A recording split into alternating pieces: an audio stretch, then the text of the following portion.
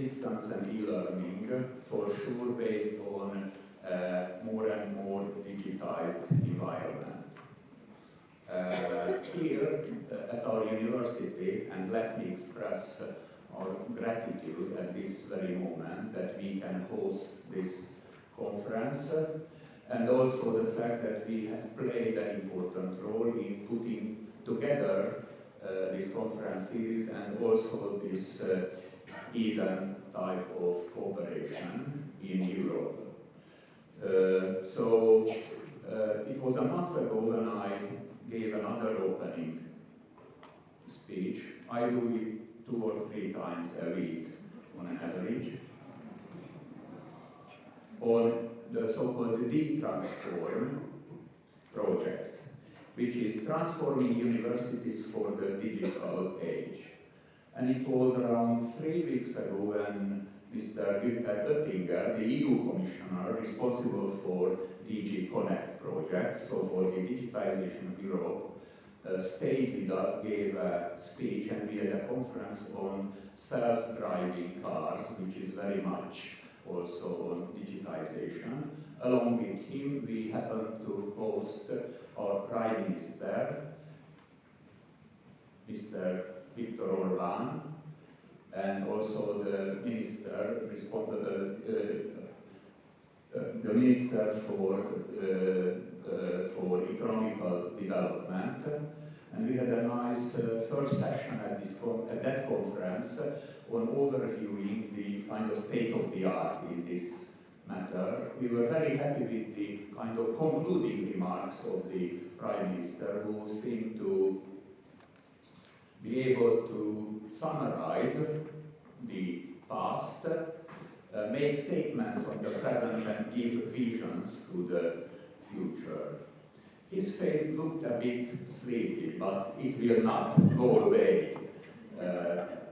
But his brain was still very fast.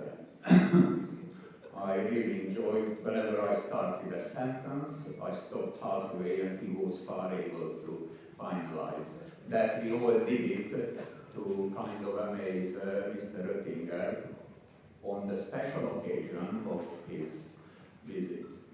On this digitization matter, the Prime Minister already sent the message that we should organize a larger one early autumn, where even more EU commissioners should be invited. Anyway, so this is just to give the importance of this very important matter.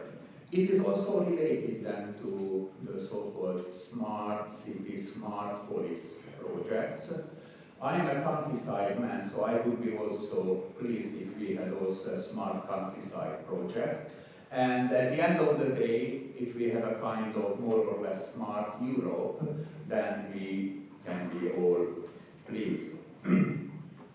Digitization, distance learning, e-learning, learning and education based on the web.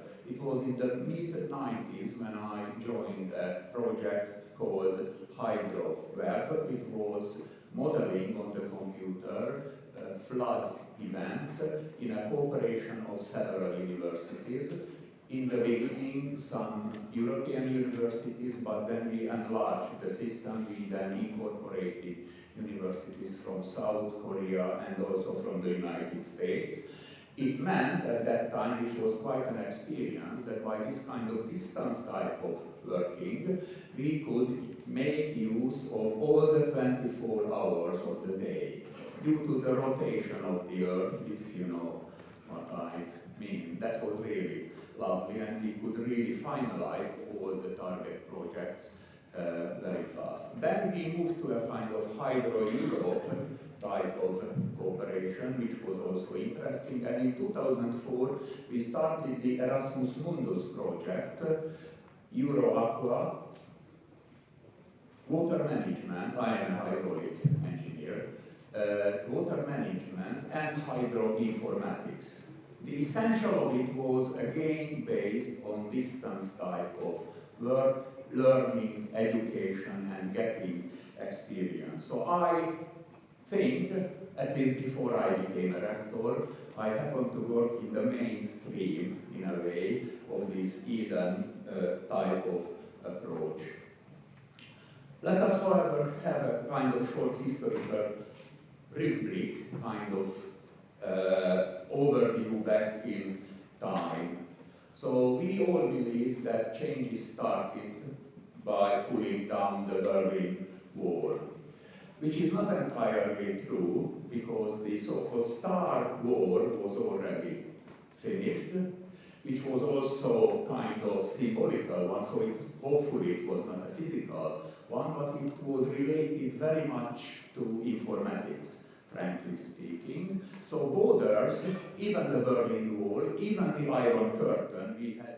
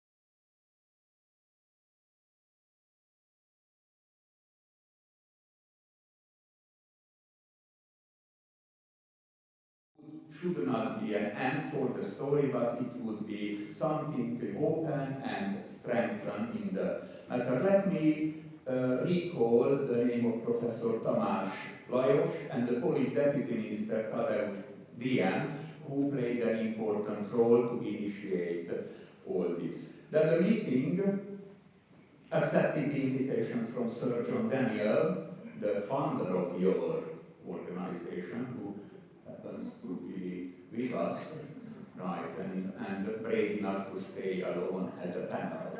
But some other people will soon join you, I hope. Right, yeah. But you also manage alone.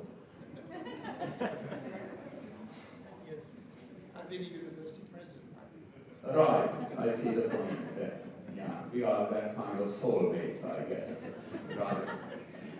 To arrange the follow-up under the name of the Budapest platform, very proud of that, with a steering committee to meet in Milton Keynes, United Kingdom, the autumn of the same year. The Budapest meeting had been initiated and organized by ICDE. When the steering committee discussed the new situation, it became clear that there were many bridges to build and channels to open up in Western Europe as well. So even the West had to get adapted to the new situation. The European community had quite recently taken up then the open and distance learning as a field of interest, and some programs had been established. Countries outside the EU itself were at that time supposed gradually to become involved. However, there were no open and transparent frameworks at that time, or mechanism and organization in Western Europe which would cover the whole field. The contacts, that is why, established in Budapest offered a very nice opportunity not only for Central and Eastern Europe, but for all the parts of Europe and for all sectors of distance learning. So it was the very important first meeting, which was followed by the meeting in Prague, where important decisions were taken, and there was a kind of new umbrella organization to be set up in a true pan-European network. I like this were pan-European, so it includes really all the countries who are willing to join. I guess it's not a must to join such pan-European organizations, so it's just on the country's own. But this kind of freedom to join gives, I guess, a special flavor of such things. So then, in this Prague Constitution, the Eden organization was born and has been very lively since then. The new network aims from the beginning toward being open to all types of institution networks, project participants and even individuals, membership driven with the democratic structure, as I mentioned. And it also gave the opportunity to myself to give this speech and even to speak about the victory against Austria, to return to that once again. Of course, we have to tell a very special thanks to the founder of all that. I just met Professor Antonio Teixeira, who is the present president of your organization. I am very pleased that the general secretary comes from Hungary. It's Dr. András Szűcs. I don't know if he happened to arrive. He's coming. I guess traffic is not always at its best in Budapest, but the beauty of the city will compensate, I guess, all that. I took a look at the program. This is rich. So by the end of the conference, I bet you will be dead tired, but very much relaxed on the other hand. And I hope that you will bring home kind of best experience, both on the city. Maybe you can move also shortly to the countryside to see the beauty of that, and you will have the opportunity to talk to people within the conference framework, to talk to people in the campus area, I mean to Budapest University people, both staff members and students, and also to talk to the man of the street. We are better and better in English, and this is something new, of course. Our university is both a Hungarian and English-speaking environment. We offer all our programs in English, and this is just good that we have been doing it for more than 25 years. I just recall the name Tamás Lajos, who was the founder, one of the founders of our English-speaking program, which was extremely important at that time. It really opened the door, kind of back and forth. So for our people to go abroad and to host foreign people, which really helped for us for a kind of internationalization. You know what I mean by that, I was not able to pronounce. Because what I was going to say that you should go for that, but all the time putting stress on preserving your national flavors. So national flavors combined in an ideal way will produce a kind of best outcome. That's my strong belief. I hope that this conference will help all that by strengthening distance and e-learning, which is a very important tool, but not really the only tool. So along with scrolling on the screen, we should still recall Gutenberg, and we should read books in the very conventional sense. If we are able to combine that, then we can really preserve our European culture, which is very much worth working for. Thank you very much.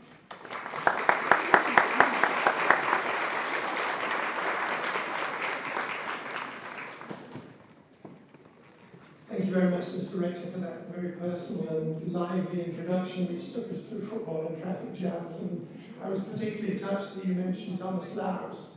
There is a campaign going on in the opportunity to get Thomas to come here at some stage during the meeting to meet his old colleagues. So thank you very much. Now, my pleasure to introduce your president, Antonio Teixeira, who wants to add his welcome and also make some announcements. Antonio.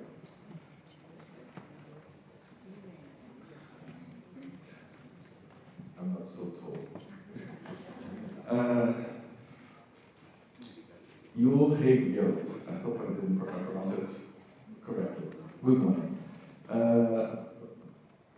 Professor Janusz József, thank you very much for your introduction and for welcoming us.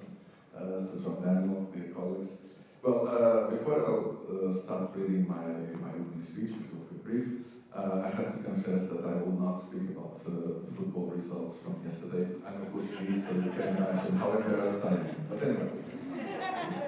There is anybody from Iceland. Well, of course, if there is any colleague from Iceland, congratulations.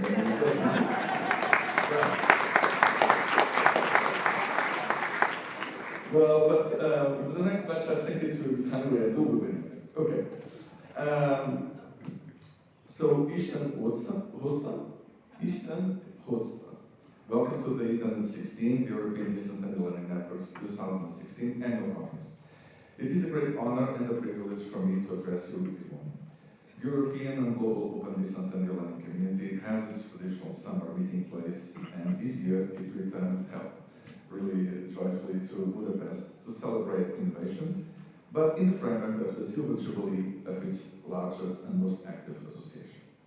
As you know, the Eden annual conferences are acknowledged across the field as the most important European yearly events for our community.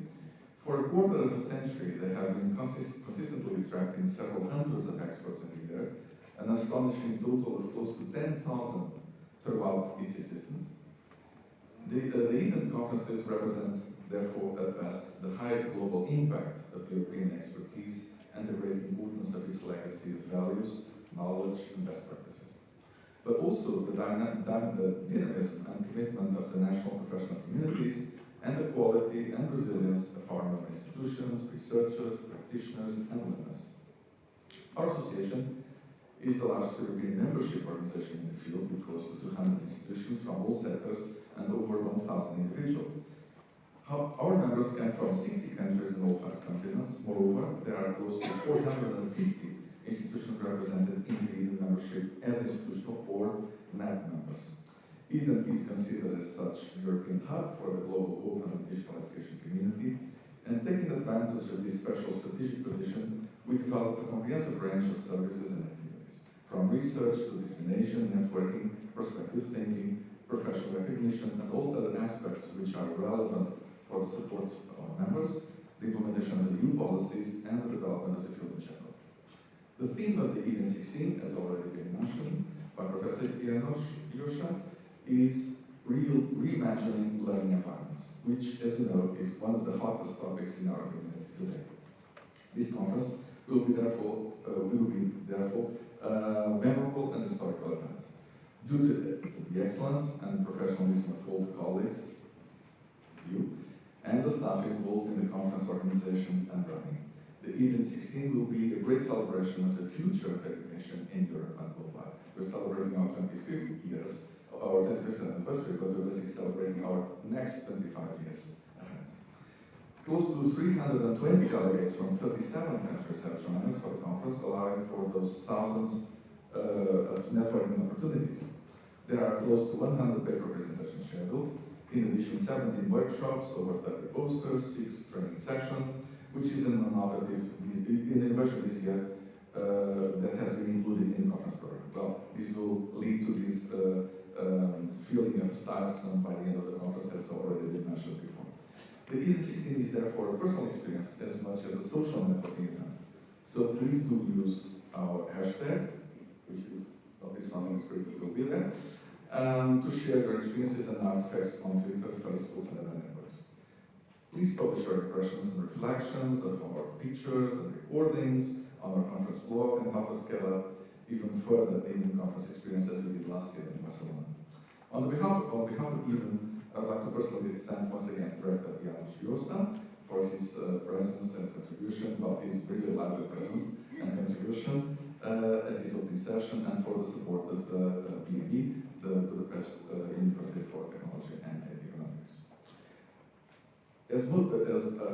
Also a word of appreciation to our partner organizations, in particular Contact Numbers, for the support that they gave us to the conference. As most of you had the chance to read this yesterday evening, a number of new Eden senior fellows and fellows have been awarded this year. Well, you're seeing them on the screen as well. Let me briefly mention the names of the acknowledged colleagues. Well, if you think so, probably it's not needed to remember, but can we have the slide? We'll come back round. Oh, okay. We'll be round in 2 slides. Okay. Anyway, maybe we'll have it. We'll have it later. So once again, congratulations to all. We have also starting by Deborah, also Deborah's here. All the other colleagues, Antonella, also there, and the other colleagues as well. So congratulations to people. Finally, let me thank you all for your participation in the conference and wish this will be an unforgettable experience to celebrate for 25 years of learning, sharing, and networking. Have a great stay in Budapest, also from my part, and enjoy the kind hospitality for my colleagues and friends. Köszönöm szépen, which means thank you very much.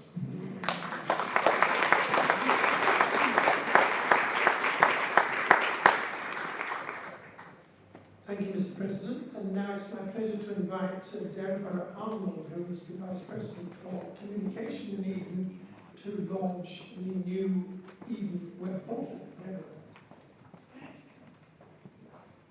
Okay, thank you very much. I'll just leave Twitter aside for the moment. I can see lots of tweets using the conference hashtag, so please do take photographs, share your thoughts, your insights from the different sessions that you're going to attend. So, as Sir Daniel said, I'm Vice President for Communication for Eden. I've been on the Executive Committee for 6 years now. Today is my last day because I've come to the end of my term. And by way of celebration and by way of celebrating as well Eden's 25th anniversary, I have a little something to show you.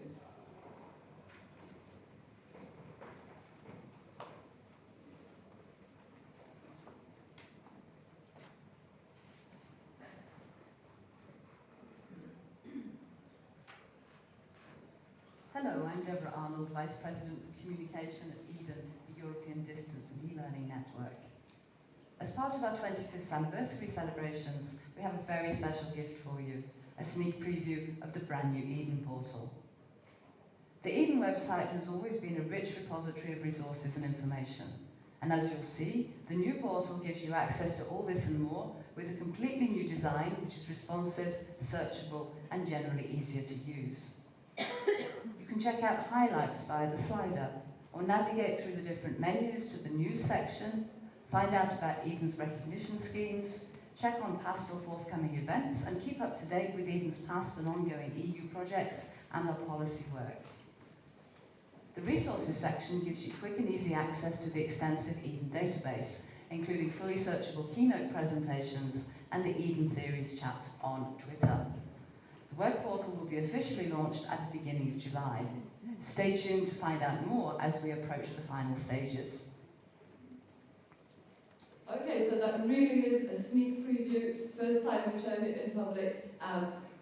Keep your eyes and ears out for the formal launch at the beginning of July. And I just wanted to thank everybody who was involved in this. As you can imagine, pulling together a legacy of resources, conference papers, proceedings, everything that's been shared throughout the years, pulling that together in a fully redesigned website has been a huge task. And I'd like in particular to thank the colleagues at the Secretariat who followed that closely with the web development team, and we hope that you'll find the new web portal a pleasant, useful, stimulating, inspiring experience when it comes to replace the existing website in a matter of weeks' time. So thank you very much.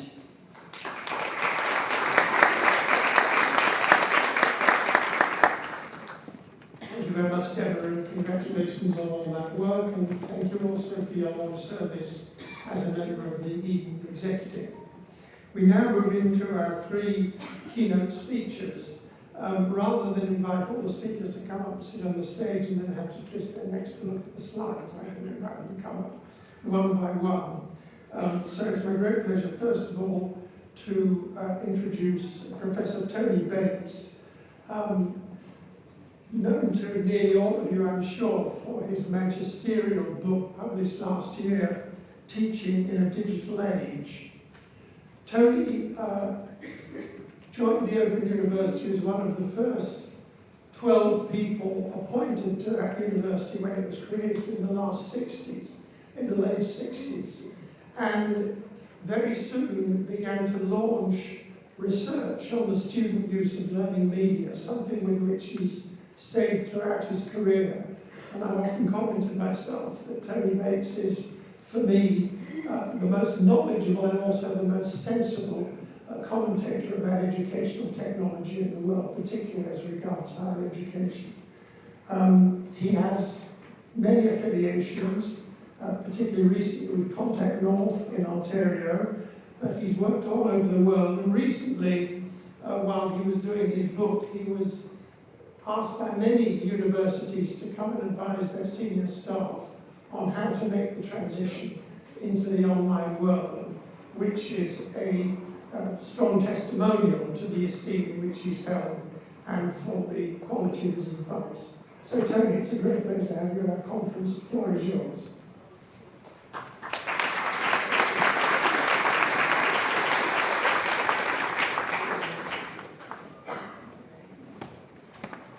Good morning. It's a great pleasure to be here. I want to tell you a very personal story. I remember at the age of 17, lying in bed, listening to Radio Free Hungary, calling for help from the West and during their revolution. Hearing the cry, we're standing up to the Russian tanks, where are you? Where are you? And I've always felt guilty and ashamed that we never did anything to help at that time. And it's taken me 60 years to come to Budapest, and I feel I've reached some form of closure now, seeing how beautiful and thriving Budapest is. So that's a very personal link I have to Hungary, even though I've never been here before. And secondly, I'd like to thank Eden for 25 years of not only allowing people all across Europe to share ideas about online and distance learning, but also helping integrate Europe together by making people feel comfortable working with other people from other countries. So thank you very much, Eden, for doing that. I'm not saying which way Britain should vote on, but you can guess where my part lies on this. Okay, now let's get on to the business.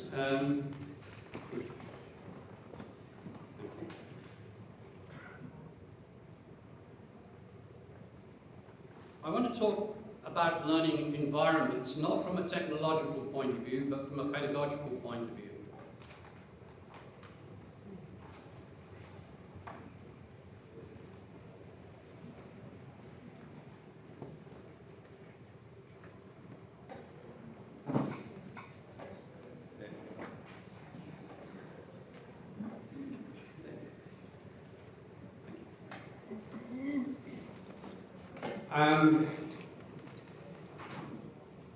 Let me just give you an outline of what I want to talk about. And it's based on this book. This is an open, free online textbook, which you can pay 35 to 40 euros to have printed, but you don't need to do that. It's all there online. You can download a PDF copy for free. I want to talk first of all about the learning demands of a digital age. I want to talk about learning as development and growth, because I think we have to have a concept of learning that actually enables you to create the right kind of learning environment to support it. I want to talk about the key components of an effective learning environment, and then I want to talk about how that impacts on course design and the relationship between course design and learning environments. And I want to start with the demands of a digital economy. There are lots of reasons for having a university or for a university of technology. But one of the main ones is to make sure we have a highly qualified workforce. And this is a particular concern in Europe at the moment, I know. And what we're seeing is an enormous shift away from traditional industries such as agriculture and manufacturing into knowledge-based society where jobs are focused around knowledge and ideas. And you'll see that in whatever sector of the economy you look at, the knowledge-based component is central and growing. Volkswagen reckon that 70% of the value of the cars they make are in the electronics. Now, we won't go into what kind of electronics they've been doing to make sure the diesel engines are right, but you can see where I'm going. That the actual tin and steel and so on is a relatively small part of the actual value of the car. And I want to focus particularly on what I call 21st century skills, and on the skills that we want our students to have, or the students will need when they leave the university. And there's a list there, I'm not going to go through them all. I will pick out a couple. Independent learning, the ability to go on learning after they've left university. Critically important because the knowledge base is expanding so rapidly, and you don't finish your education when you leave university, you'll have to continue forever, basically. And I want to say particularly the bottom two, IT skills embedded in the subject area. So whether you're in business, whether you're in real estate, you've got to know how to use the technology in your field. Real estate agents now are using geographical information systems, for example, so they can work out the pattern of costs across the city. And the last one is probably the key skill of all, and that's learning how to manage this exploding field of knowledge, knowing how to find, analyze, apply, and share information. And that's a core skill that students leaving will need to have and need to continue to develop after they've left university. And the question then is, how do we teach those skills? And I'll come back to that point in a moment, but before I do that, I want to give you my personal view of knowledge and learning. There's lots of ways or different epistemological positions about what learning and knowledge is. And in particular, how does learning occur? Because it is the students that have to do the learning, not the professors. The professors have done their learning and are going on learning, but it's the students who need to learn. And I have two analogies. One is learning as coal. It's in the ground, you have to dig it up, you have to put it onto a truck, and you have to deliver it where it gets used and applied. It's a very objectivist view of what knowledge is. It's there and you have to mine it. But I see knowledge as different. I see it as developmental. Let me give you an example. Our concept of heat develops all the time. When we're a baby, we touch something, we touch the stove, we know it's hot. When we go to school, we learn that you can put numbers to heat. So that plus 30 degrees is a very hot temperature, and minus 20 degrees is a very cold temperature, unless you're in Canada where it's normal. And then you go to university and you learn about the random motion of molecules and so on. And so our concept of heat is always developing and changing. And it changes through experience as well as through teaching. And so I really see teaching as more like gardening. What we have are plants, students, and they will grow whatever we do. But what we have to do is to provide the right environment that helps them to grow. So yes, we have to clean the weeds out, get the misconceptions out of the way, we have to make sure they have enough sun and light and water, we have to give them support, but basically they have to do the growing.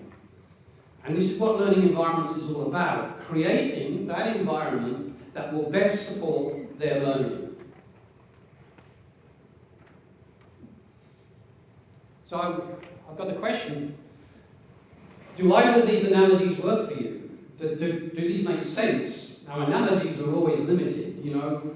Well, sure, the difference between a plant and a human being is that a human being has free will, so that obviously adds another factor in. But are they helpful in thinking of teaching and learning? Because it actually shifts our fundamental belief. If you look at a lecture, It's very much a coal mining analogy. The professor has mined the knowledge and put it all together, he's put it in the truck and he's delivering it to the students.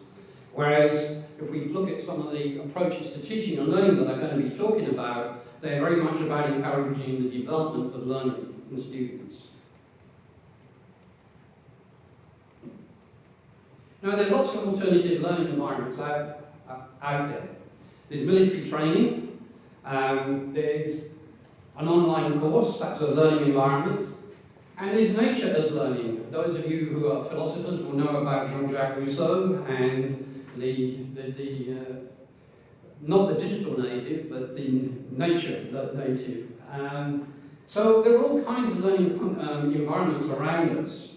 And what we're in a position to do now is to create learning environments much more easily than we could in the past.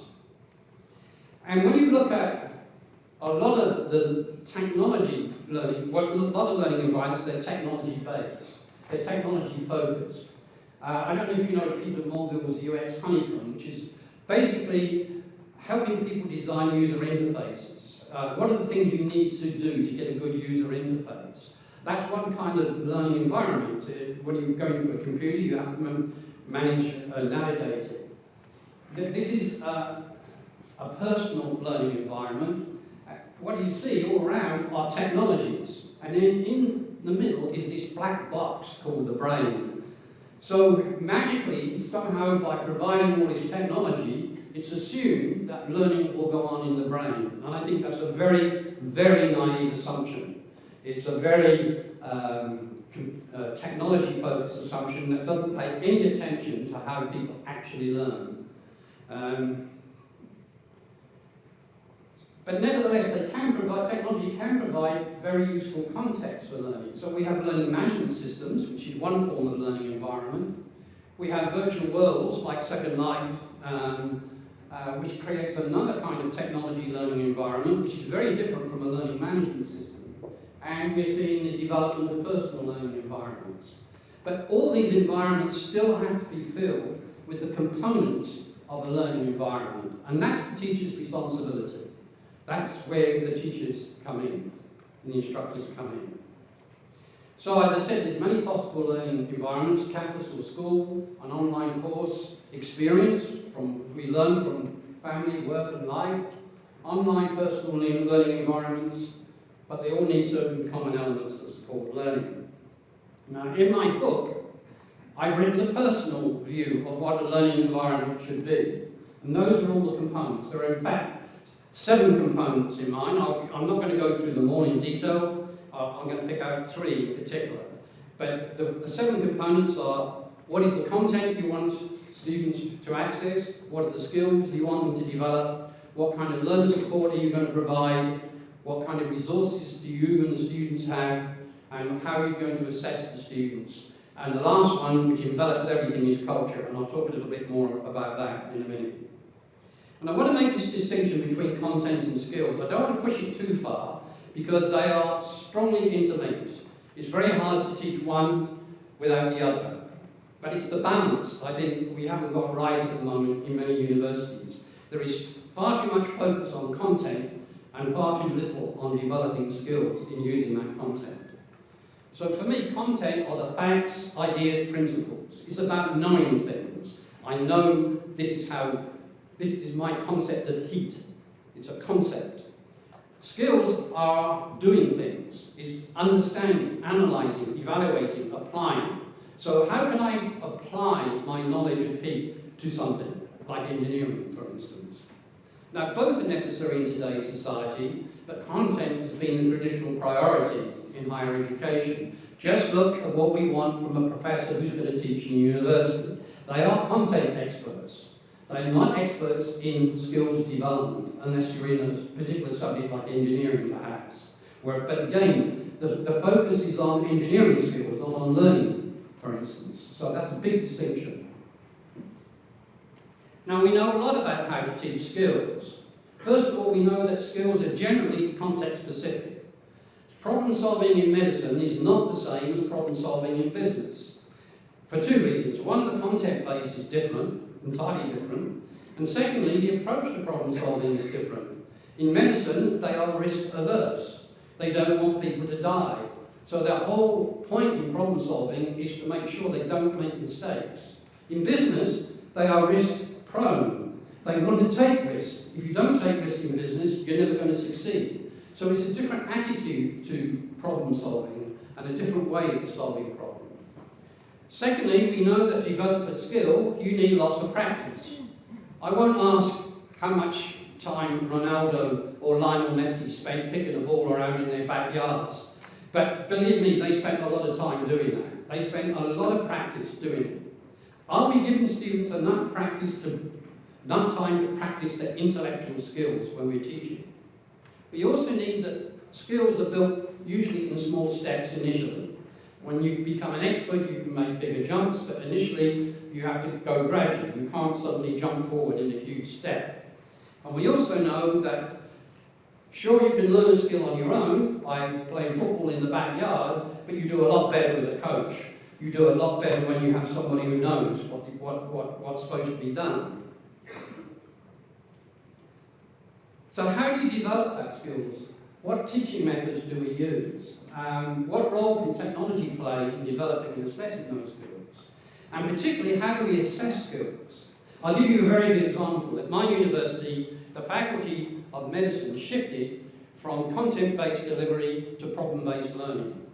And when the students went into the exam the first year of the problem-based curriculum, they had exactly the same exam as they had before, and they were furious. There wasn't one single question that asked them to solve the problem.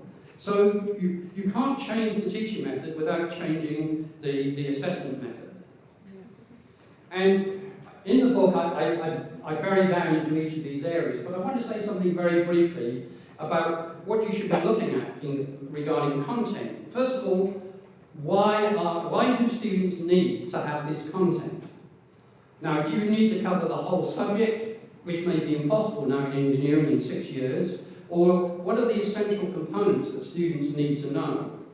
What are the sources of that content? Will I, the professor, be the source and give them everything through my lectures? Or will I ask the students to go out and find the information, and I will act as a kind of guide and mentor to them in how they interpret that information? What is the structure I want to put around the content? Do I put the structure around, or do I try to get the students to find the structure for it? What kind of quantity or depth do I need to go into in this subject matter?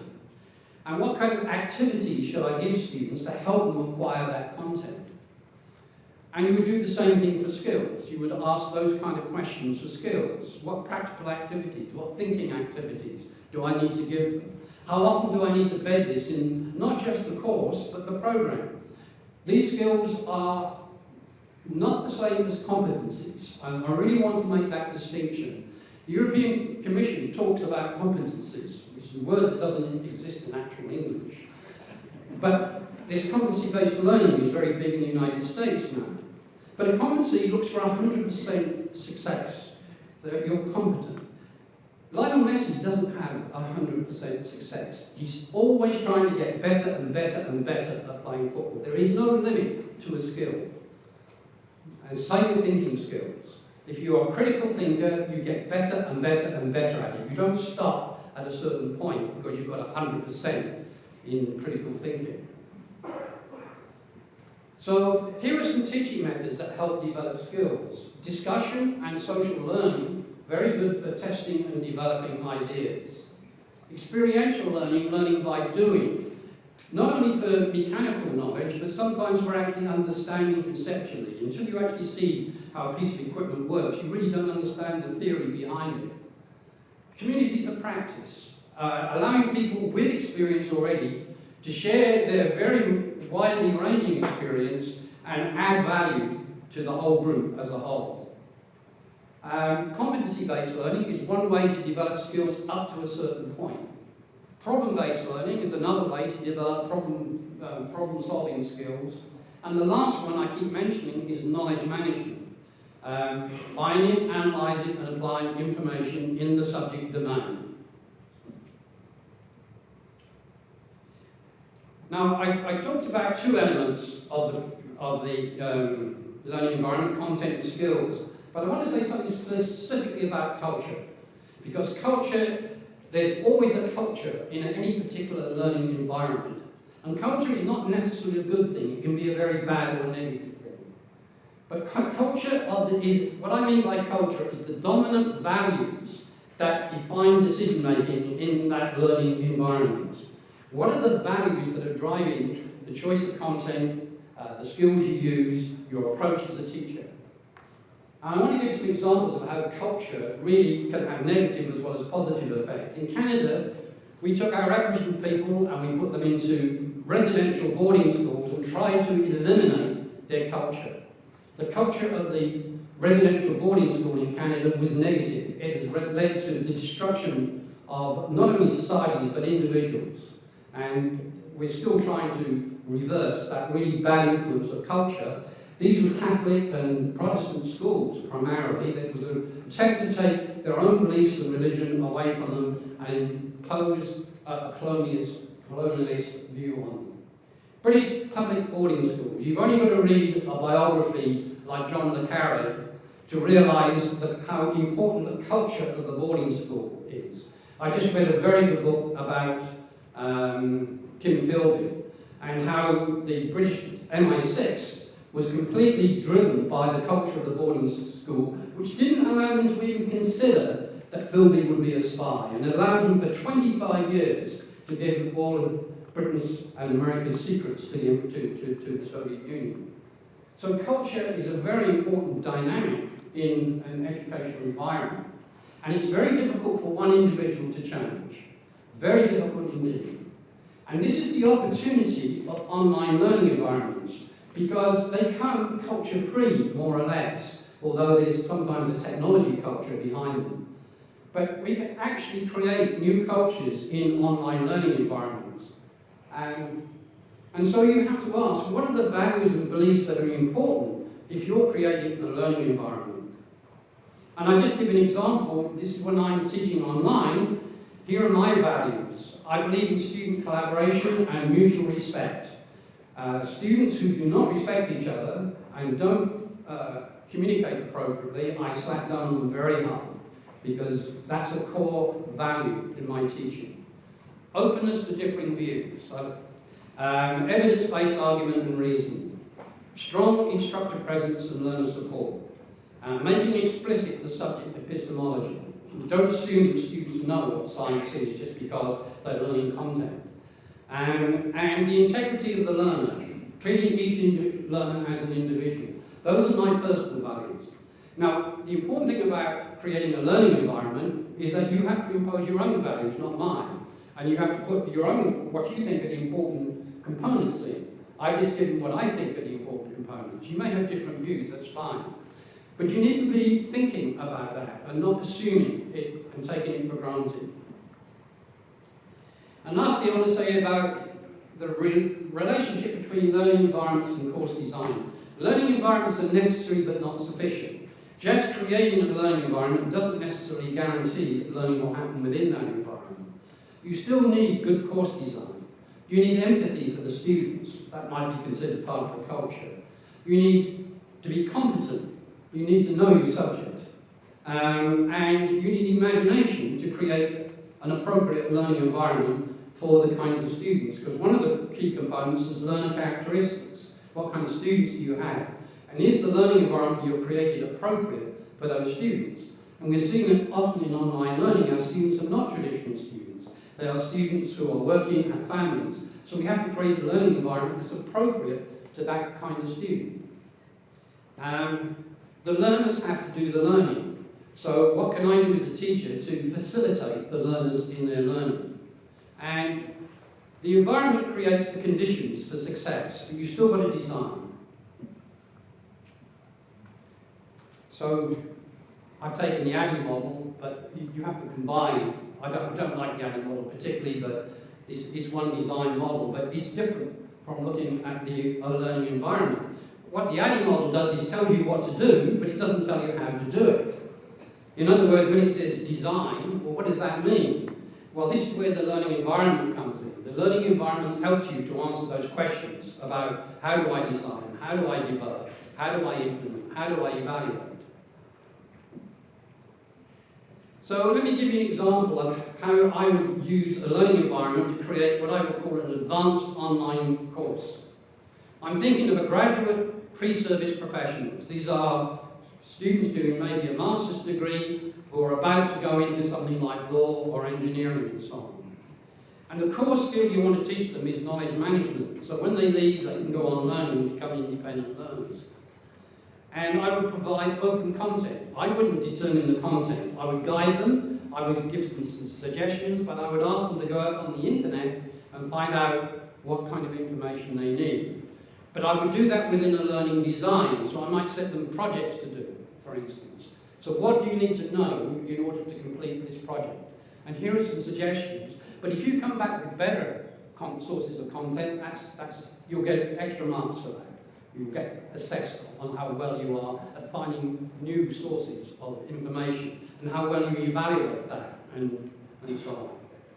And I would ask students to generate multimedia documents to show what they found, what they've learned, how they've applied it, how they've analysed it in the form of e-portfolios perhaps. And then I would assess them through what they do, not through an exam.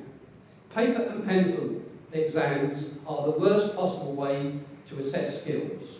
They're really useless ways to assess skills. So you've got to think about better ways to assess skills than setting an exam paper. So this can have a radical effect, from information transmission to knowledge management, emphasis on both skill development and content. It would mean replacing lecture-based courses by student projects, problem-based learning and collaborative learning, and getting rid of written exams and new faculty roles. Now, I want to say that in the future, this is an open textbook, but not only is there this open textbook, there's open research, open textbooks that students can use.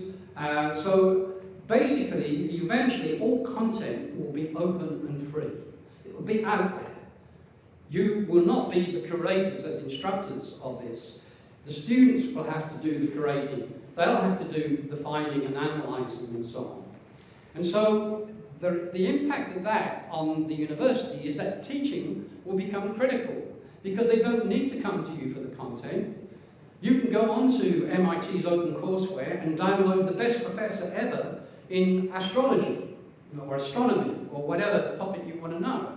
What you want is help in understanding when you don't understand that content, and that's teaching. So instructors will need pedagogical knowledge and technology skills in that environment. It requires pre-service and in-service training, and it will require learning technology support from instructional designers and teamwork from faculty. So in conclusion, the digital economy requires high-level intellectual skills. Teaching methods must include opportunities for skills development, and we should be thinking on a program, not a course basis. How do we develop a skill across a program? What do they need to do in first year? What do they need to do in fourth year? Technology enables more flexible delivery and ways to practice skills, but all this needs to be within a specifically designed learning environment that supports learners. So I'm going to skip the questions, and you can, I've sort of condensed this into 25 minutes. You can see that it's not an easy book to condense. One disadvantage of writing an online textbook is you never realise how long it is until they print it out. But if you want to download it for free, it doesn't take long to download. There's the URL, and you can go to my blog as well. So thank you very much.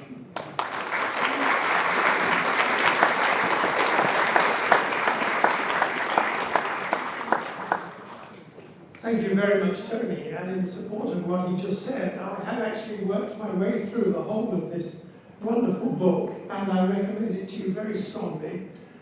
It's extremely well structured, and it's at a target of different audiences. But together, it's an absolutely extraordinary tour de force to look at this new world of online learning. So thank you, Tony. We'll hold any questions to the end if we have time for them then. So I'm going to move straight on to our next speaker, who is Leslie Wilson. Leslie has had a very distinguished career as an international public servant and a public servant in non-governmental organisations. She worked for the Tempest programme in the early 90s, moved from there to UNESCO's Centre for Higher Education in Europe in Bucharest from 95 to 99, and then she joined the European Universities Association, of which she is now the Secretary General. So it's very appropriate that she's going to speak to us on digital developments, open access, open science, key trends at the European universities. Quite a subject. Leslie, the floor is yours.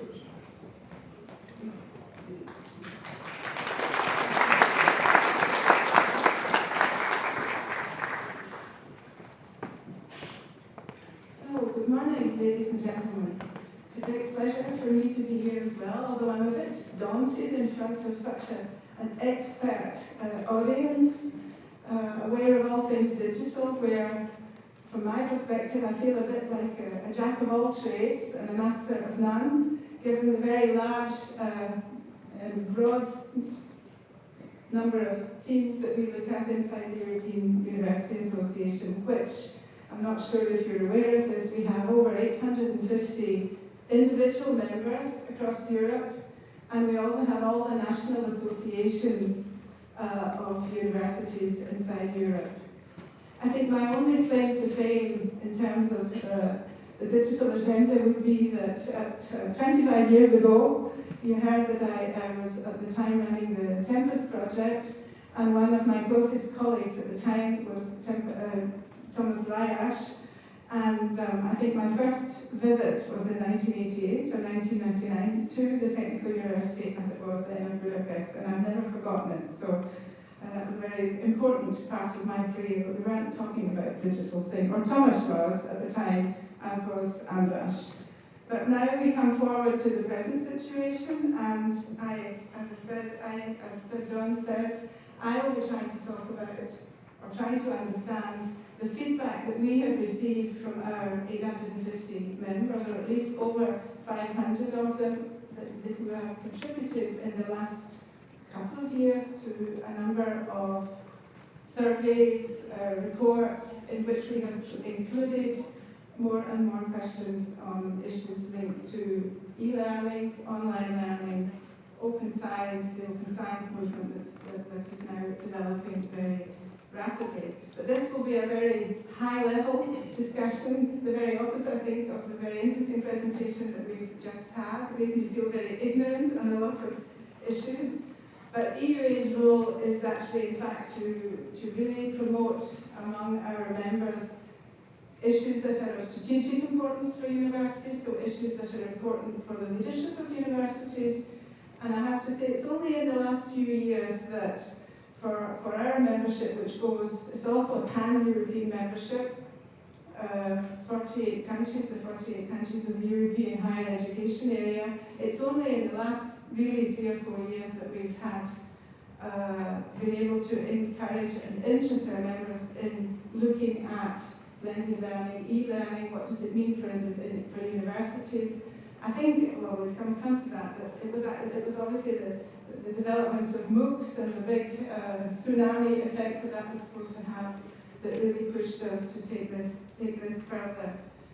EUA's role then, looking at supporting universities and developing policies in areas in which we all consider are important, also making their case to the European Commission and in other policy contexts. That's a very important role that we try to play for our members and through our members, as we are such a broad institution. And I think it's very clear at the moment, you mentioned Commissioner Oettinger, who was here recently. The European Commission is investing very heavily in the digital agenda. We know there are very many different elements in the digital single market, but there's also a huge focus on research and innovation as one way, as we know, as has always been said, for boosting jobs and growth in Europe. In particular, that's where we have come in and tried to be involved to represent the university sector in Europe, in particular on innovation issues, open science, open education. And as you know, we just now, at the end of last week, had the new skills agenda that has been published, working together for human capital, employability and competitiveness, it's called. And here again, once again, the main focus is on improving digital skills, which they say once more is the cornerstone of our digital society. So that's going to cause a lot of discussion, I think, in the higher education sector, because these skills, the skills that are outlined in this paper, and there's been a bit of a struggle inside the Commission as to who is the owner of this, which level of education are we talking about, and the extent to which it's relevant for higher education. So, coming back to what EUA has been doing, I think you could say that in a way universities are ahead of the game to a certain degree, because one of the conclusions that surprised but pleased us, we come up every time there's a Bologna ministerial meeting with a report called Trends in European Higher Education. And we have about 450 and 500 universities responded to the questions. There are very, very many questions, so thank you if there are any people around in the room that have actually gone through this. We talked a lot about trying to find out what are the key issues for the future for European universities, and the outcomes were quite clear. On the one hand, internationalization, and on the other, ICTs. And together, working both, these are the two elements that people have said over the last 5 years are more important, so more important than introducing bachelor's and master's, more important than looking at funding even, which was surprising to us. So we have these two priorities at the head of the list. And they also, the same people, they said these are the two priorities that they expect to be important for their universities in their very, very different contexts as we move forward. I think what interested us as well were the fact that we received so many comments and so much information from all these people who normally just would prefer to tick boxes. So it showed us the importance this theme has for them. So they responded, also trying to tell us that learning innovations are only one aspect of the technological evolution, referring to the need to talk about social and pedagogical implications of the social media, for example, and the importance of the internet. You know all these things, but when it comes from the kind of institutional level, I think it's the first time we've been able to glean this type of information. Again, there were many comments on the importance of openness, concepts like open content, open data, open resources, along with transparency, the importance of transparency and easy access to information.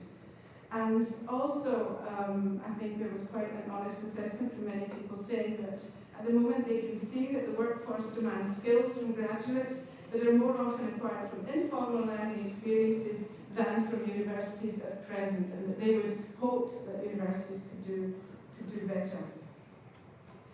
I think these, as we've heard, this information and these comments really do reflect the wider, broader change with the significant implications for teaching, learning and research, and also I think the relationship to knowledge as we move forward. I think they show probably as well that the question at stake goes beyond the impact on digital issues of digitalization on higher education and research.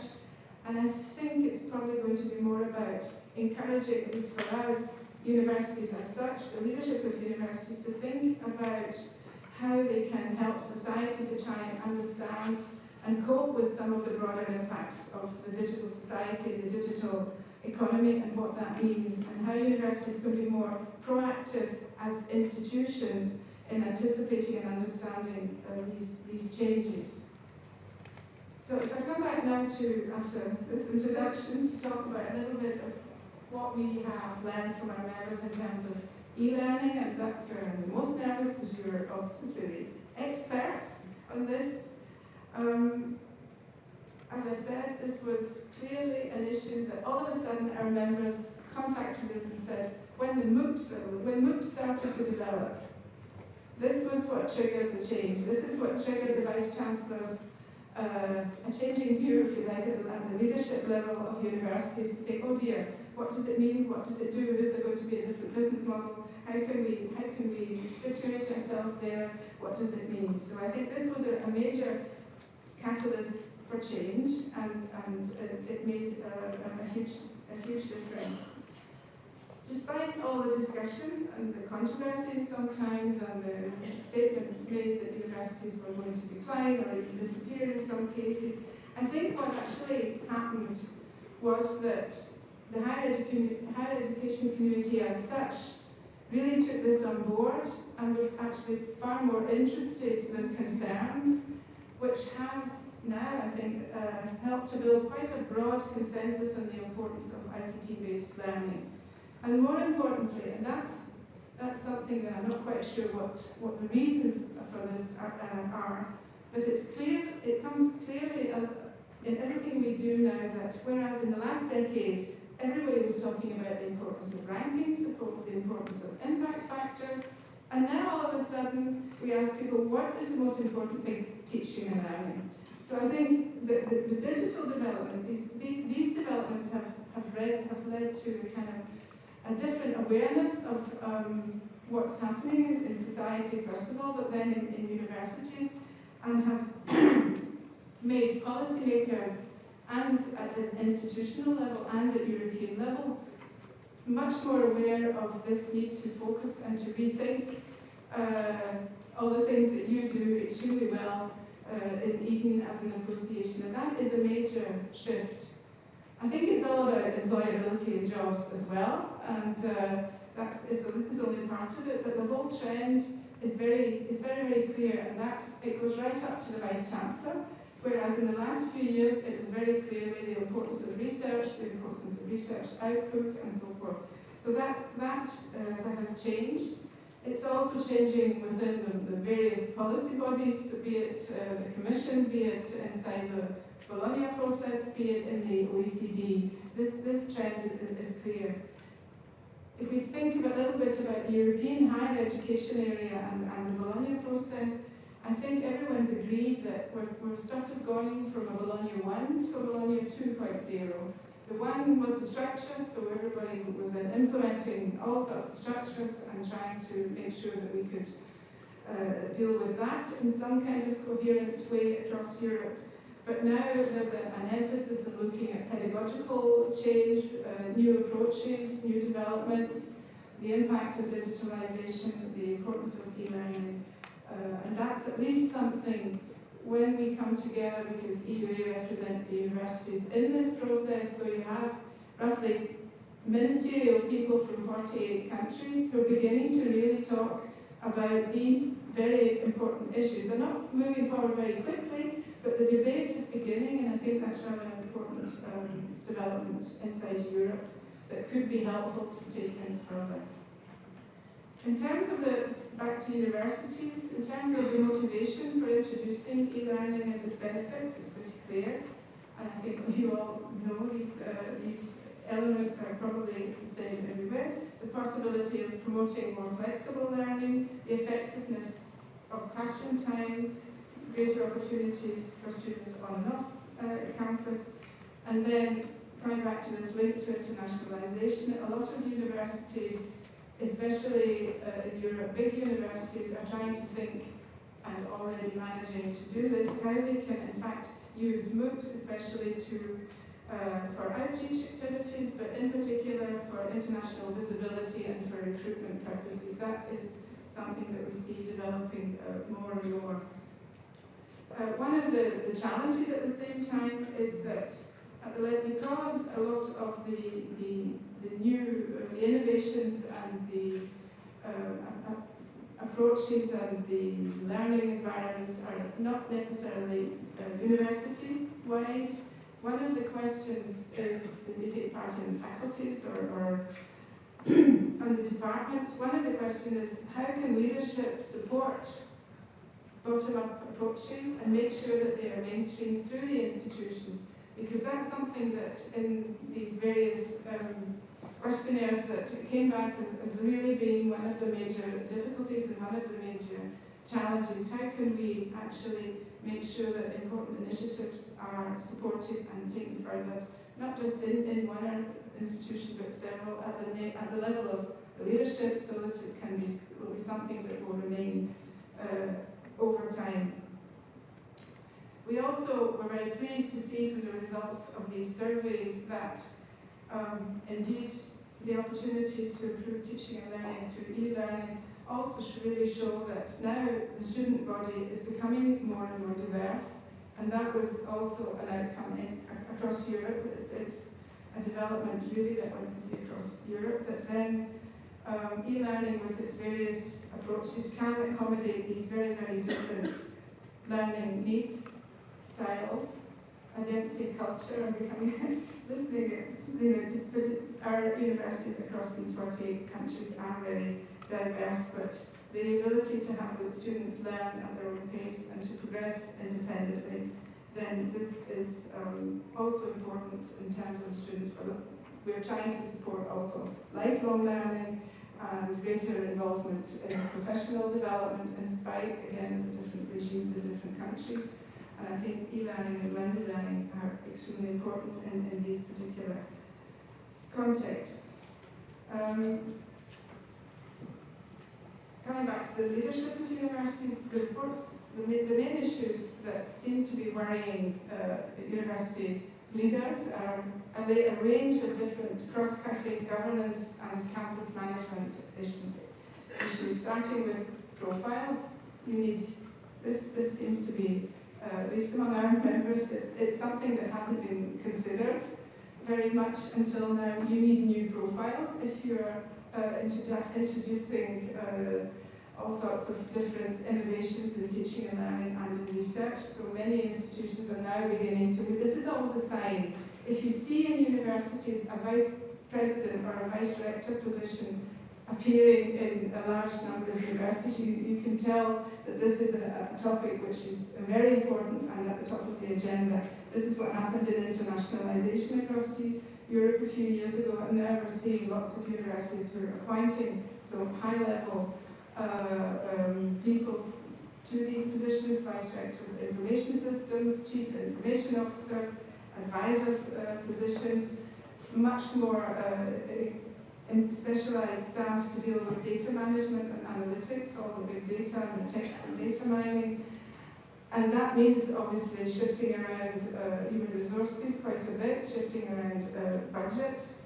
And so we're now getting to the point where at the institutional level this is being taken into consideration. I think that's quite an important development, a new development. Similarly, capacity and infrastructure issues such as physical shapes of universities, what's happening to libraries, are the libraries there? Are they taking on, as we have seen in many different places, they're taking on a completely different role in becoming learning centres? Almost half of the people that responded to these surveys said that they have actually recently either planned to upgrade, to change the functions, the space of the library, and to upgrade to more broader e-learning centres. The leadership levels also nevertheless had questions, or were raising questions about changing business models and referring to which we've heard in several contexts, of the potential commodification of open educational resources, or of collaboration with external for-profit providers. That's been an issue. It's interesting also to see the number of European universities involved in platforms like edX and so forth, and how they're looking to see how they can, at least in those countries where, in continental Europe, where one is not used to paying for certain services. This is an issue that's being investigated, and I know that when people are trying to deal with their MOOCs, this is one issue that comes up in the discussion quite a lot. If I look at all of the answers and all the topics that were brought up in our last couple of surveys, I think there are five issues that I think from EUA at our level that we certainly will be picking up on and taking forward. The first one is basically, and it sounds so simple, but it's not, ICTs impact all the parts of the university's mission. It's not just somebody working here or somebody working there, but it's the whole institution. That means strategic institutional approaches and leadership are necessary and important, with all the implications that that has. Secondly, is the question of quality assurance and quality assessment. So the challenge is addressing quality assurance in an open environment where developments and impact cannot always be predicted. And it seems to us that this is less about quality assurance for or online learning, but more to do about the assessment of the quality of instructions, of materials, of the learning environment that was mentioned before. And as for the European level, what we've done, which is was probably the only thing we could do. We have our European standards and guidelines for quality in the European higher education area that all the national systems sign up to, and that basically the stakeholder organisations, EUA and our student colleagues, were responsible for drafting these. And we just added a little sentence in the ESGs this time around that says, quality assessment covers all programs, be they open programs, online programs. It's all learning. And I think that wasn't noticed by many people, but it's something very important now when we're trying to implement these European standards and guidelines and taking it down to national level and then to the processes and procedures in each individual university.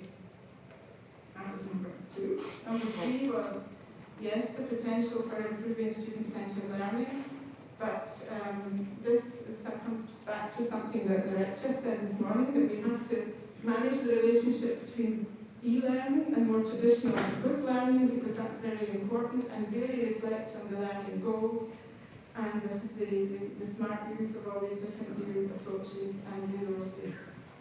Of course, we know that, fourthly, for teachers, this is a changing role.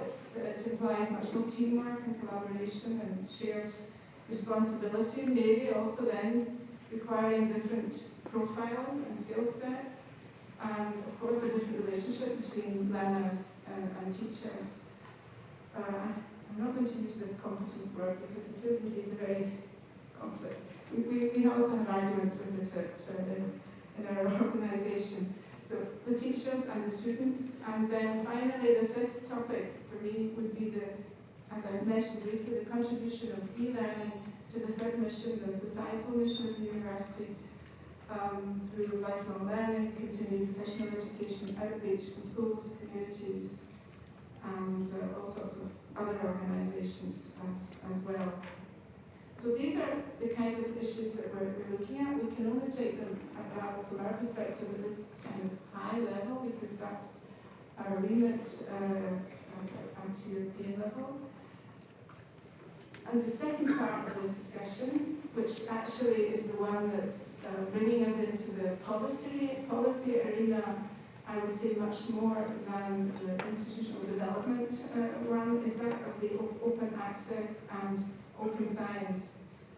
So this is a development that we've been closely involved with over the last few years. It's a rapidly developing, emerging open science movement to try and understand what this means for universities, and also to demonstrate that nothing can really happen without the support and participation of universities in moving to a new, more open way of conducting science, also the scientific side through sharing and collaboration.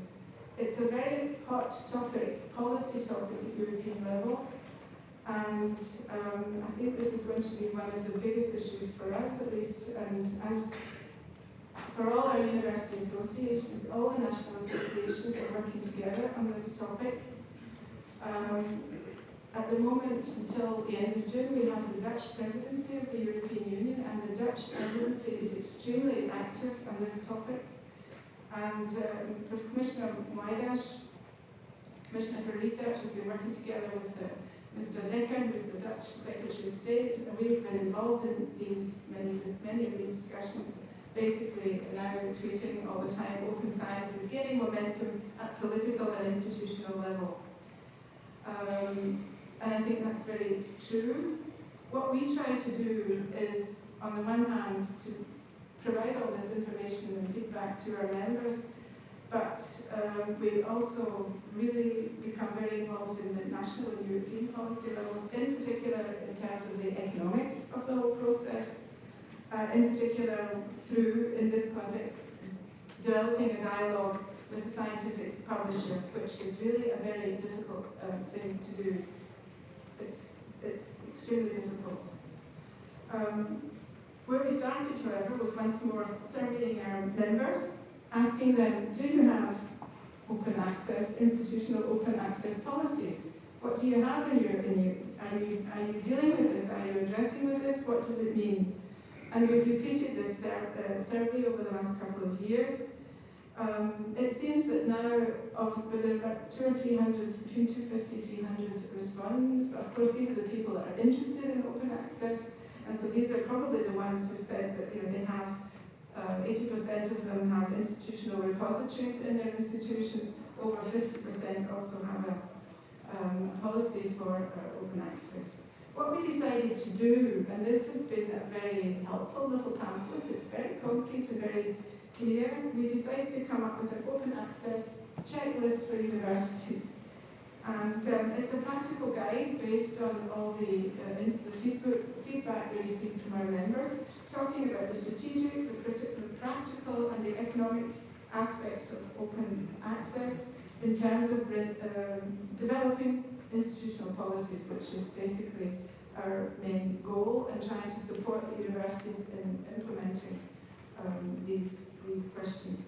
I mean, there are some universities that have gone through the whole process. If you really want a good example, it's the University of Liège, with Bernard Rentier, who has, you can't do anything in the university unless you put your publications into the repository, etc., etc. And there's one of the Portuguese universities, Mr. Cunha, also does the same kind of hardline policy. But this is an ongoing process, but a very interesting examples.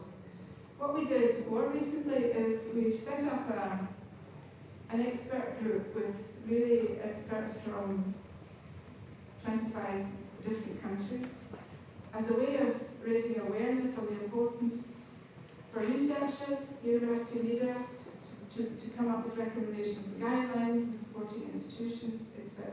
So we have, if you've got time to look at it, we have an EUA roadmap on open access to research publications that actually our whole governing council supported this year and endorsed. And this is keeping us very busy as we follow up on the various recommendations to generate new and alternative ways for scientists to conduct, publish and disseminate their research. And we see that it's also having already an impact on research or career progression, publication quality assessment and the operation of scientific systems more generally.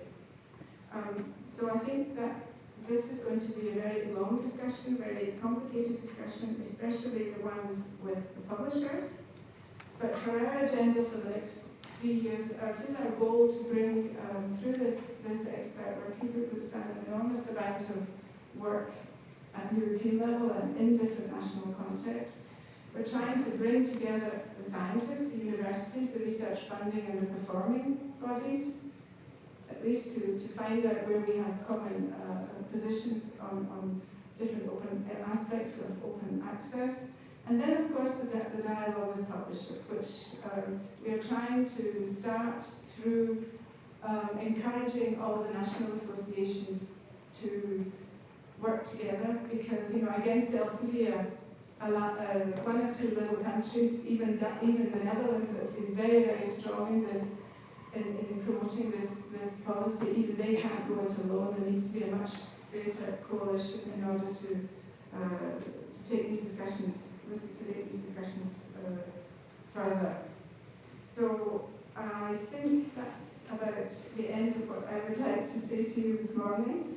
I just would like to come back at the end to the initial remarks, talking about really the role of universities as such in accompanying society and addressing the broader challenges that you all know about, but maybe they don't, and to help and anticipate how what the impact will be on the economy and society in future. So it's not just about, in other words, how we teach and what are the methods, it's about what we teach and what is the role of universities in future. I was thinking about it this morning, actually, yesterday, because yesterday you may have read as well that Microsoft bought LinkedIn. So the CEO of LinkedIn said, just as we have changed the way the world works to opportunity, this relation to Microsoft and the combination of their cloud and our LinkedIn's networks now gives us a chance to change the way the world works, right? And I think, what does that mean? To me, the question is, what does that mean for universities, given that the digital revolution is so rapid? And as we know, universities generally, and for very good reasons, are not good at acting and changing rapidly. So I think that is a question, a valid question, and that the way in which universities move until now might be even more detrimental to their development than whether we have bricks or clicks on the campuses. So there we are. I'm very impressed at the last minute, I want to say, by the work of Eden, and maybe by putting together our common strengths of the priorities and all the work that Eden has done, and I've looked carefully at the programme, I'm very impressed, together with EUA that's looking at the kind of level of the policies and trying to impact on the Commission. Maybe we could think about working together in the future and trying to reach our common goals in the end. So thank you very much indeed.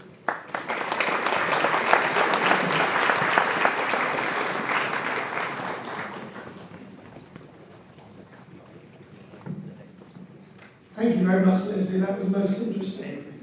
Listening to you, I thought that if MOOCs had moved the focus of university leaders from the rather obsession with rankings to teaching and learning, that is worth all the hype that's been expended on MOOCs, I think. Because after all, teaching and learning affects all students in all universities, whereas rankings is really only relevant for a rather small proportion of universities.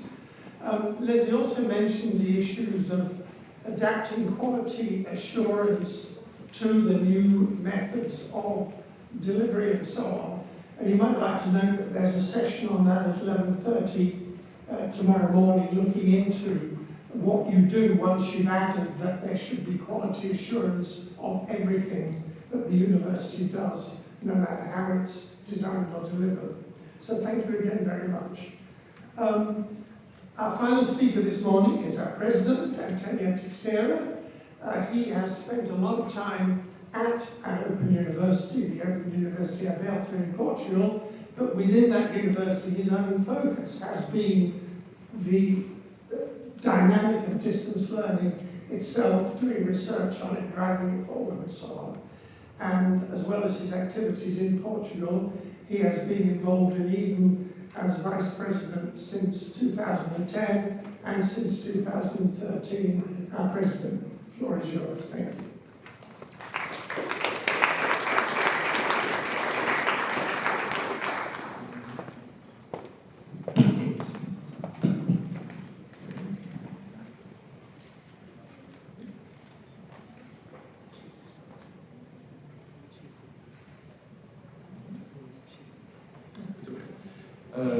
Well, good morning once again. Thank you very much.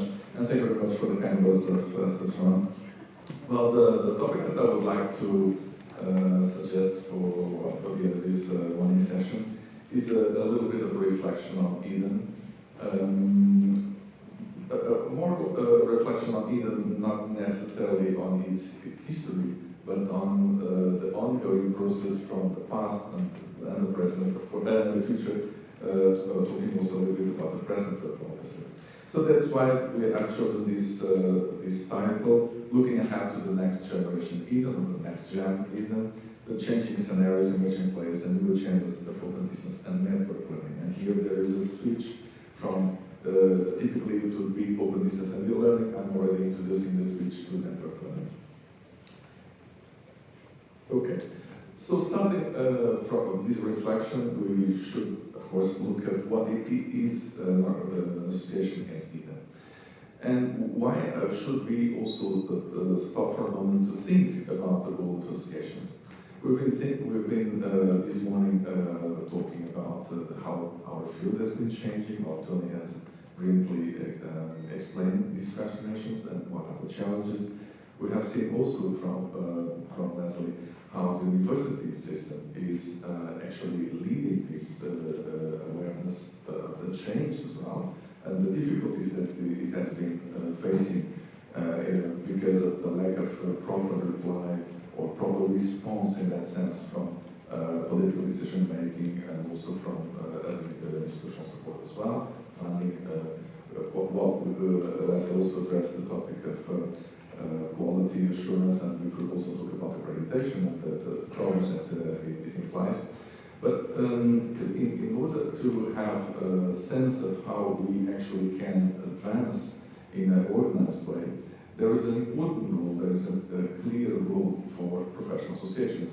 This role was very important at the start of our way, and at the start of the 90s, when actually Eden was created, and it's still very important now, probably in a different way. That's what we try to explore, in a different way, but it is very important, and we should all take a moment to look at how can we contribute to professional association development, and how can we actually change them in this process as well.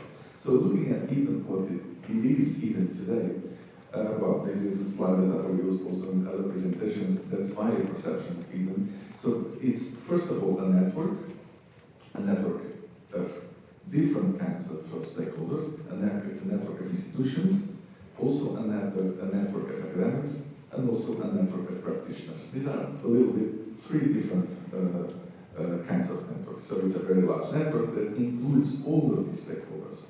But at the same time, it is also a crossroad, and where a lot of different ideas, experiences, backgrounds meet, and in a way create a dialogue amongst them. And at the same time, it's also important to see that we have in Europe, and Eden represents that, a European legacy. By legacy, I mean a body of knowledge, of experiences, of best practices that have been accumulated throughout these years. After 25 years of experience, we have created a legacy, we have created a different way of looking at this field, a different way of understanding open education, of distance learning as well, and, well, e-learning and network learning in that sense. And, of course, in order to be able to make advantage of this, we have to actually create the synergy out of this network element, also the dialogue, so the confrontation of ideas and experiences element as well, and also the element of the legacy and how it can build a solid representation of that history together. Okay. Okay. So looking at the history of Eden, the way I see it as a continuous, multi-generational quest for an alternative view of education in its future. In the sense that throughout the years, if you look back, people as John and others that are still here in the room, how they looked at open education or distance education 25 years ago, they already were basically searching for an alternative view on education.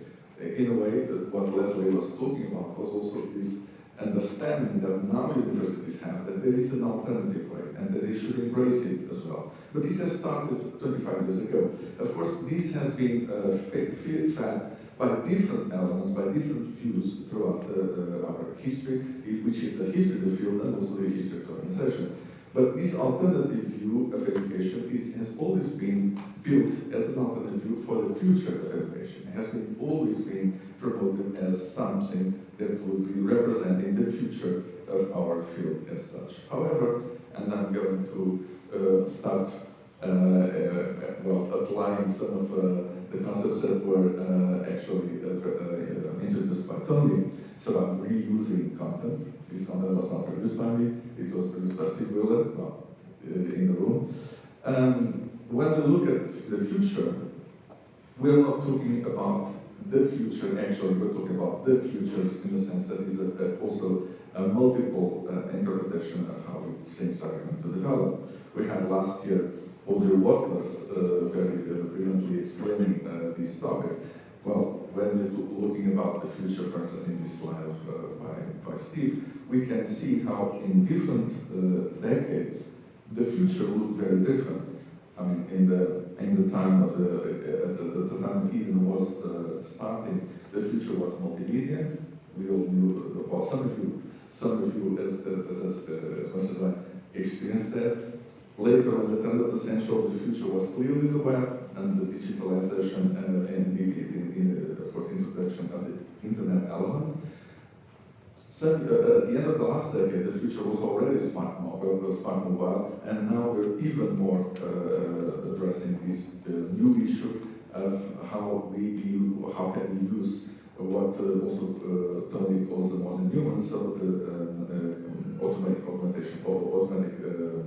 intelligent agents, and in this sense, automation as well. This is also a reuse, but a reuse in a different way.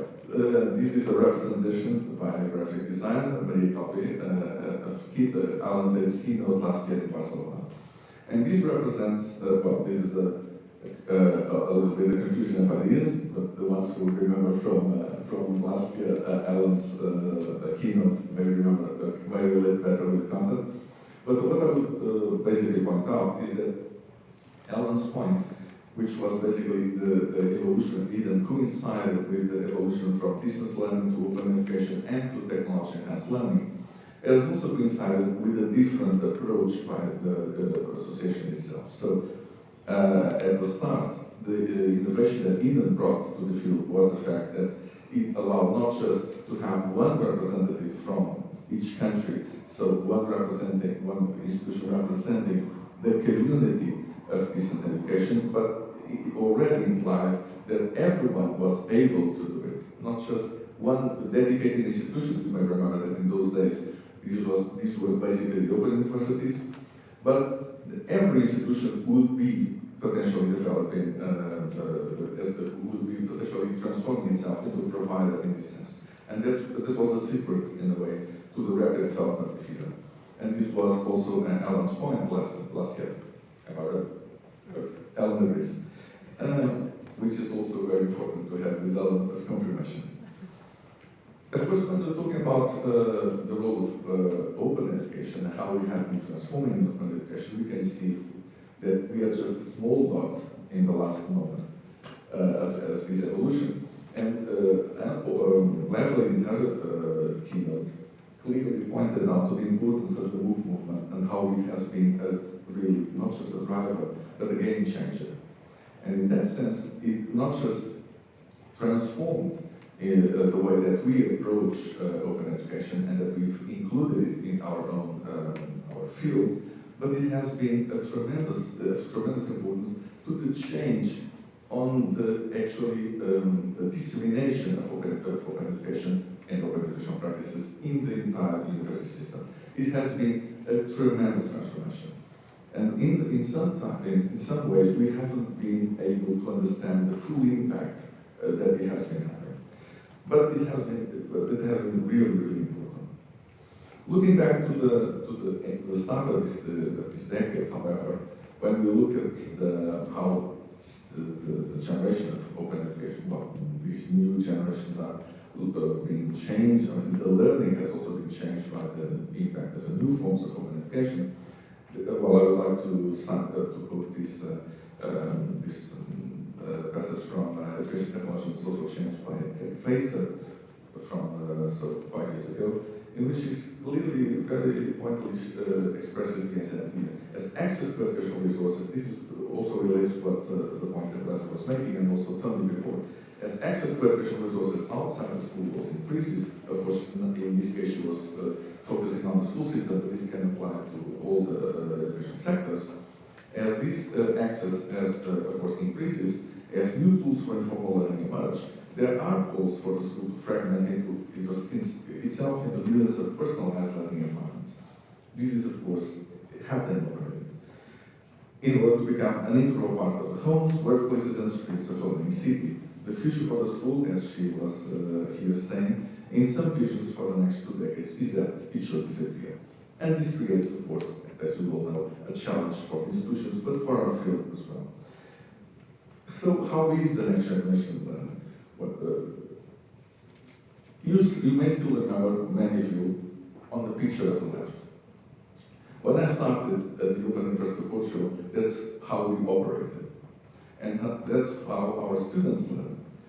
Exactly, well, this picture refers to the Open University in the UK, but it could also be applied to other institutions throughout Europe and the world. And the picture on the right represents how my learners today at the Open University will learn. Of course, this is clear for you. There is no difficult understanding that there has been a kind of evolution in terms of technology, but also how technology is used and perceived by the learners. However, there is a new element, which is this. The combination of the new technology and the new uses with the old spaces. And this is the challenge that we're facing today, and in a way the challenge that Leslie was addressing. How can we actually transform our institutions, the traditional institutions?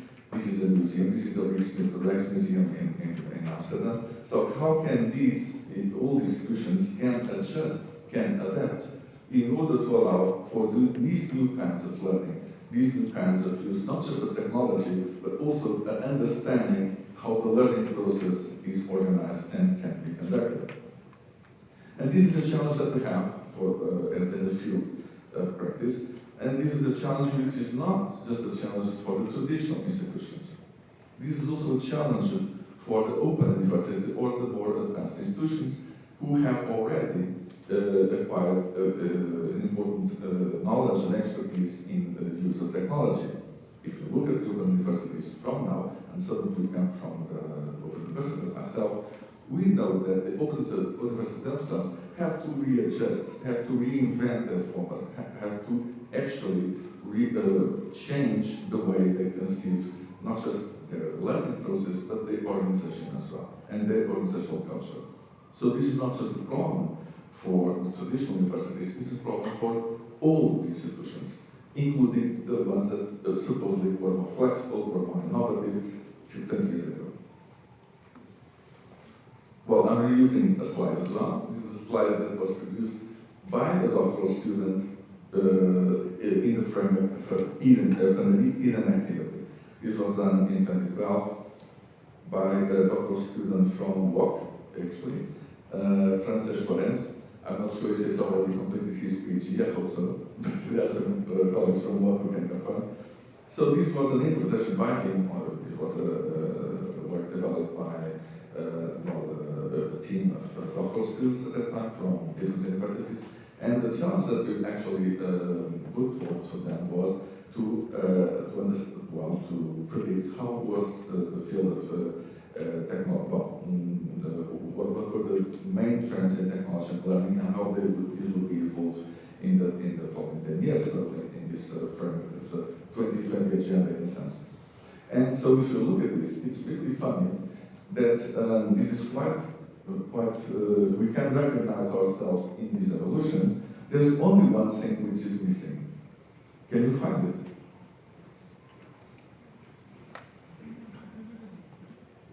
What is there missing? Which is so obvious that you cannot find it. Well, I'll give you a help. It's books. In 2012, there were already, of course, as you know, it was the year of the book. However, in this graphic representation, he had predicted everything, including this clear drive towards this hybrid culture, this modern human element, as Tony would say. However, he didn't include the books. But books were actually the game changer.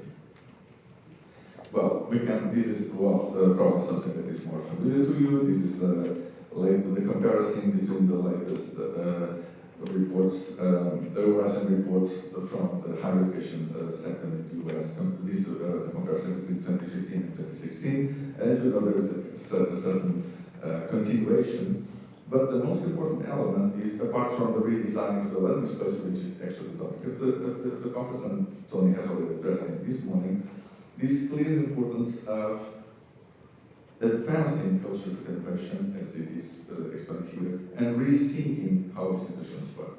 And this is a very critical element, although it's established here as a long-term trend. This is a trend that is clearly important and I would say would cross the entire development of the field. So when we look at the new generation of open business and network learning practice, how can we, in a way, characterize it? How can we characterize the current situation? I would, of course, this is a complex analysis, but I would basically focus on the points that I'm going to make. So first of all, there is a clear transformation of our field from a niche sector to mainstream. And that has tremendous implications. So we're not just us, we're just a small number within a very higher universe of practitioners. So the landscape has been rapidly changing with a growing number of institutional providers and institutional providers which are starting operations. That was, for instance, the point that Alan made here last year. But at the same point, also driving from the impact of MOOCs, the scalability element has become critical, and new forms of learning are having an impact on society. This is a clear case of MOOCs, but also of social learning in general. The number of practitioners is also expanding dramatically. However, as I was pointing out, most of them are not experts. So we are becoming, the experts are becoming just a few number of members of the practitioners community. Opposite to the past, in which the expert and the practitioner were almost the same.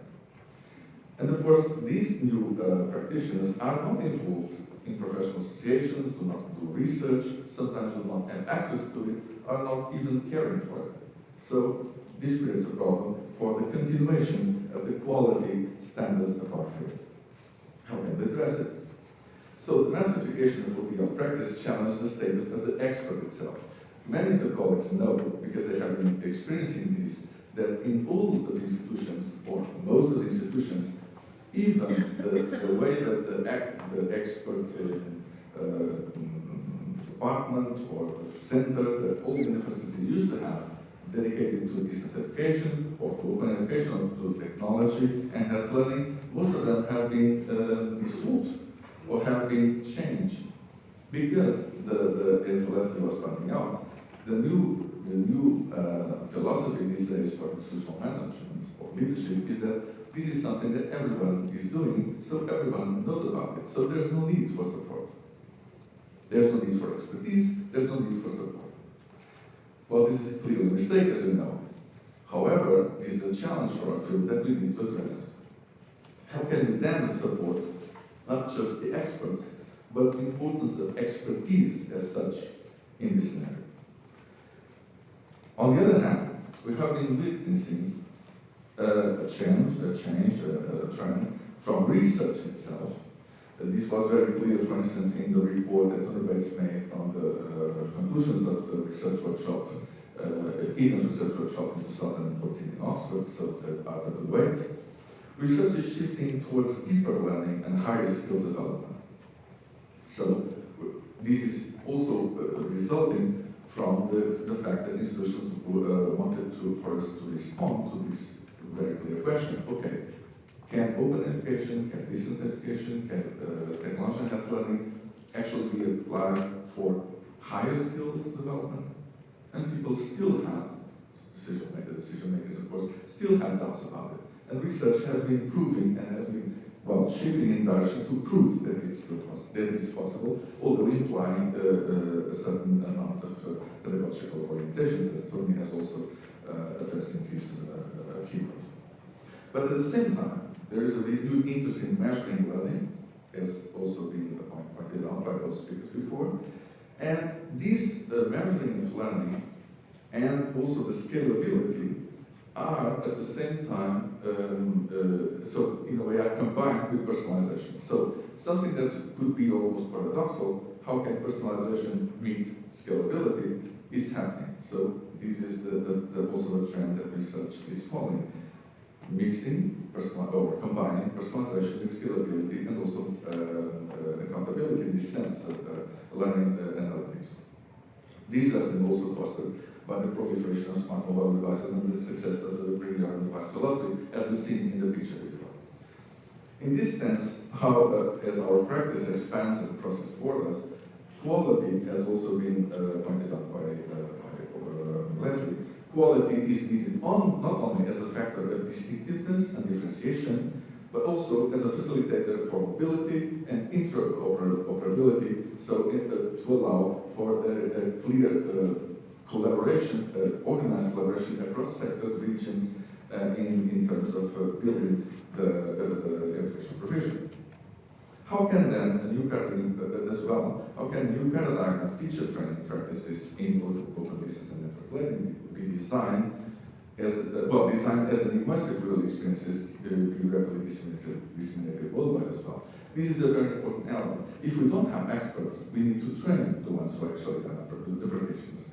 And if institutions need to train them, we cannot still continue to apply the old model of just bringing, as we have here today, bringing teachers to a room and telling them, well, then you go online and it's like this and this and this.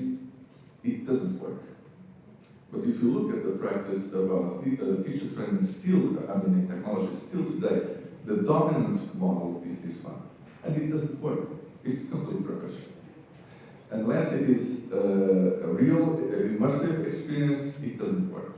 However, it's not dominant. Who can actually be able to impose that? Finally, closer to the final, we have also a challenge that is what also is being brought by the field. This is a picture of a keynote, so I'm reusing material as well, by Pierre Dillon at the last eBooks conference. And basically what he was, the question that he made, the challenge that he made was, well, we need to find a sustainable model for books in Europe. How can that be achieved? And if you look at the bottom of the picture, it tells that one of the main players will be university associations. The first one is UA, and the third one is Eden. So the field is asking us, the professional associations and the academic associations, to actually help them support the sustainability of technological innovation. So there is a role here. Well, I'll skip this slide because this is a family photo. And we'll go to the final slide. So John is already pointing me to the watch, so I have to be careful about that. So in this sense, how can we reinvent Eden in a sense? How we have been reinventing Eden in order to address this challenge? First of all, we have to understand that the complex and changing nature of the field, our field, the practice and research, calls for a holistic approach. We cannot just address one different element. We have to address it as a full element, as a full holistic view. We have engaged individual actors, but we also have to crowdsource. So we have to also look at it as a community, organized as such, or not organized in an organic way. We have to support the development of research in an integrated and holistic way as well, improving transferability of its results to the field of practice on one hand, but also using this as a basis for political decision making, which is important. This political decision making should be informed by research and not the opposite, which is happening. I mean, political decision making is basically setting the research agenda by funding something and not funding others. It should be the reverse.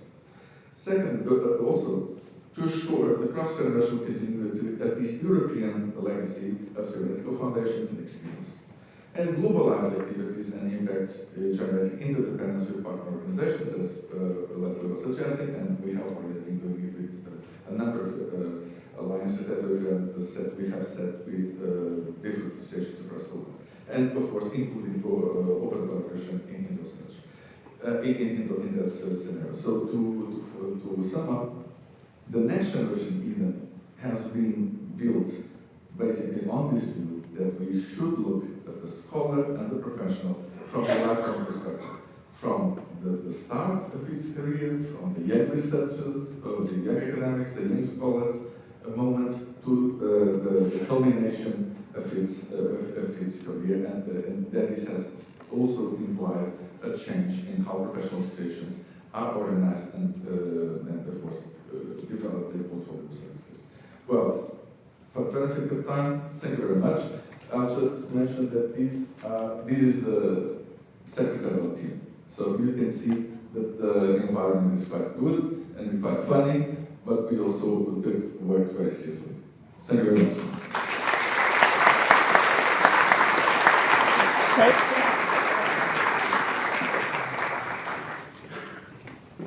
Thank you very much, Antonio. My instructions say questions from the audience at the end. So what I'm going to do is to ask Antonio, Leslie and Tony to come up on stage, and I will invite one question to each of the speakers. So start thinking now about what your question is going to be. I'll take them in the order that they spoke, so I'll be looking for questions or a question. I will choose one to Tony, and then to Leslie, and then to Antonio.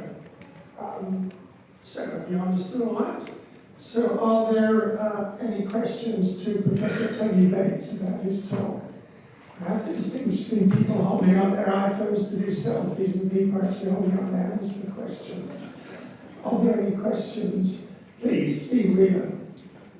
Tony, wonderful presentation. We all enjoyed it. Oh, right, microphone. Wonderful presentation. We all enjoyed it. But I think the question that a lot of people want to know is the answer to is what is the biggest challenge facing education in the next 5 or 10 years? Sorry, biggest challenge facing? Biggest challenge facing education. Facing education. Small question, Tony. I think it's professional development of teachers and instructors in universities particularly, but also colleges. We do not have a professional approach to teaching in universities. We have an apprenticeship model that goes back to the guilds, the 15th century, which is totally inadequate for the challenges that instructors are facing in a fast evolving world where the students are changing, the technology is changing, even the base of knowledge is changing. So without that training, I don't see universities responding effectively to the needs of students. Thank you, Tony. And clearly there's a role for distance learning in that training. Question to Leslie Wilson.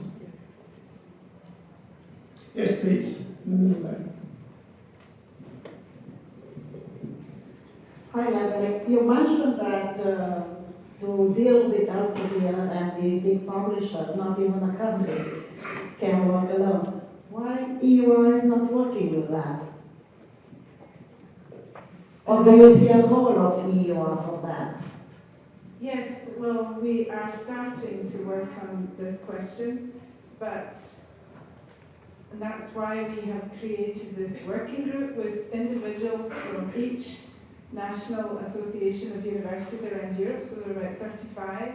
We also include the association layering so that we've got this common issue on open science in Europe. And so what we're trying to do is, first of all, you have to understand the way in which the negotiations with the publishers in each individual country work, because they work very differently. In some countries, let's take Germany. I don't know whether anybody knows that. So in Germany, the university sector has even had trouble in working together across the different Länder. So it's very difficult. And then you've got organisations like the Max Planck, and it's how do you even come together to get a heavier or a stronger position unless you can come together, because otherwise the publishers will just go, right, we negotiate with you, and with you. So we're trying to federate at national level first of all, and then we have a group looking at European level, and we are considering our options, but has to be quite a confidential process at the moment. But each of the associations, and it's really one of the first times that we've managed to bring together all the national bodies on something really, really crucial for the future of universities, and researchers. So that's all I can say at the moment. So it is an ongoing process and it's going right to the top of our agenda. Thank you. And finally, a question to our President and the future of Eden. Dead silence. You're obviously going to reflect on that for the rest of the conference and we'll ask the question again at the end. So, thank you very much. A round of applause for our three speakers.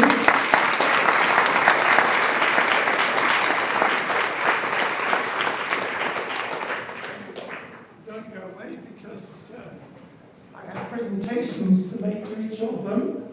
So, Tony, if you'd like to come up here.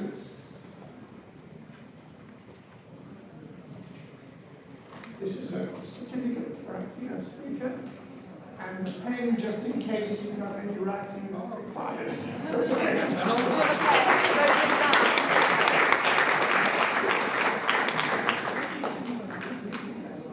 Thank you.